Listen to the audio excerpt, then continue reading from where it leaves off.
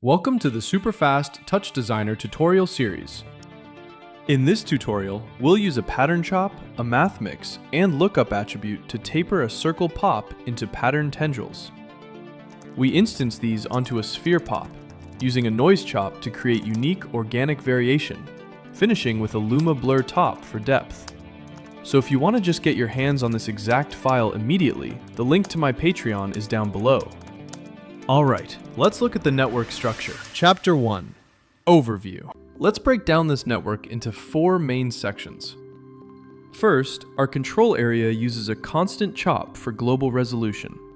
Next, the geometry section combines pattern and noise chops with lookup channel, lookup attribute, and copy pops to procedurally generate, deform, and instance our organic 3D tentacles. Then, the render setup brings it to life using a PBR material and dynamic lighting. Finally, we move into post effects, applying a luma blur to create a smooth depth of field. And by the way, if you want to improve your visual skills or find beginner courses, you can get direct feedback by joining over 400 students in my school community via the link below. Now let's jump into the tutorial. Chapter 2, Network. We start with a constant chop to store our global resolution variables. Next, create a pattern chop. Set the length to 100. And for the phase, type abstime.seconds divided by 5. Add a chop to pop and connect the pattern chop to it. Set the start position to 0 and the end position to 15. And then change the attribute scope to P1 so we can see the channel input from the pattern. Now create a circle pop. Set its orientation to YZ and its radius to 0.9. Drop in a copy pop. Connect the circle pop into the first input and the chop to pop into the second input.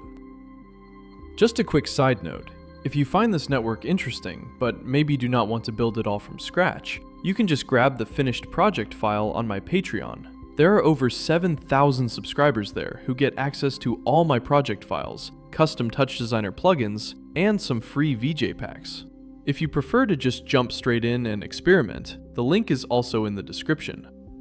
Alright, let's set up the waves, create a pattern chop, make the length 400, set the number of cycles to 0.5, and the amplitude to 1.5. Drop down another pattern chop, set its length to 400, number of cycles to 12, phase to abstime.seconds. Taper decay rate to 0.22, and amplitude to 0.12. Next, add a math chop, and connect both pattern chops into it. Set the combine chops operation to add. Add a lookup channel pop. Link it to the math chop. Change the lookup index attribute to point U and the output attribute scope to scale. Point U represents a point's normalized index along a sequence. It maps the first point to 0 and the last to 1, creating a seamless 0 to 1 parametric scale deformation. Now, to apply this deformation, we need a math mix. Set the combine operation to A multiplied by B. Then set scope A to P.YZ and scope B to scale. Finally, the result scope to P.YZ. We multiply the point positions by our custom scale attribute here to progressively taper the circle geometries across the length, giving us this smooth tentacle shape. Now to create the 3D shape, add a skin pop. Then connect that into a normal pop to calculate our lighting directions. Now to give it some rotation, we need to transform pop. On the rotation x-axis, we need to use abstime.seconds multiplied by 30. Now for the random distribution. Create a noise chop. Change its type to random. Make the seed 1.56 and amplitude 1.44. Go to the channel settings and change both the start and end units to samples, and change the end value 91. Connect this to a limit chop. Turn on normalize and set the normalize range from 0 to 1. Feed this into a chop to pop. Leave the start position at 0. Set the attribute scope to P1. Now set the new attribute channel scope to channel 1 and the custom name to noise. Next, add a sphere pop and set its frequency to 3. Quick pause right here before we instance the shapes. If you are enjoying this and want to learn a bit further into TouchDesigner, you are always welcome to join my school community. We have over 400 students learning together right now. It is a great place to find beginner courses, get feedback on your project files, and just network with other creators. If that sounds helpful to you, I will leave the link down in the description. Okay, add a lookup attribute pop. Connect the sphere pop to the first input, and the chop to pop holding our noise to the second input. Set the lookup index attribute to point I. Change the lookup index units to point index. Now set the value attributes to noise. And create a new output attribute scope named Scale Tentacles. Point I reads the noise attribute point by point, saving it into the new attribute named Scale Tentacles, mapping them to each point index of the sphere so that every single tentacle we instance receives a totally unique scale, giving us organic variation. Create a copy pop. Connect our rotating tentacle into the first input and the lookup attribute pop into the second input. Turn off template translate and turn on template scale. Then define the scale attribute to scale tentacles. Turn on template rotate to vector and set the forward direction to positive X. Pass this result into a transform pop.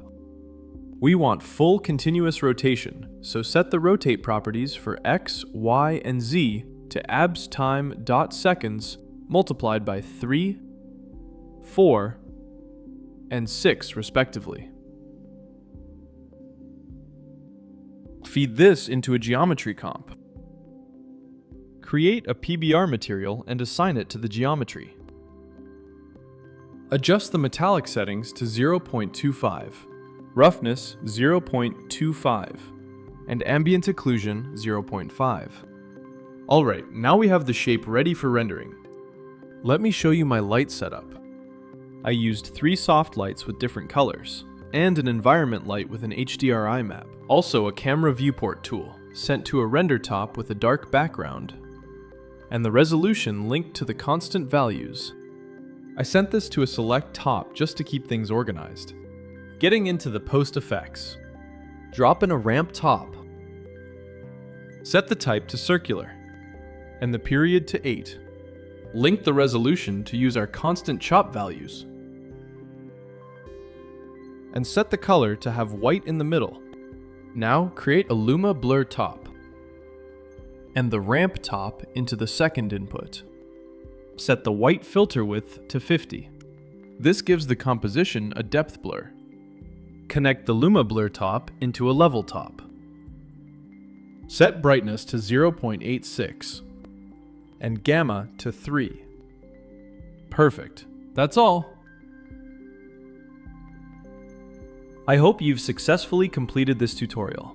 If you enjoyed this video, don't forget to subscribe to the channel and smash the like button. If you have any questions, feel free to ask in the comments.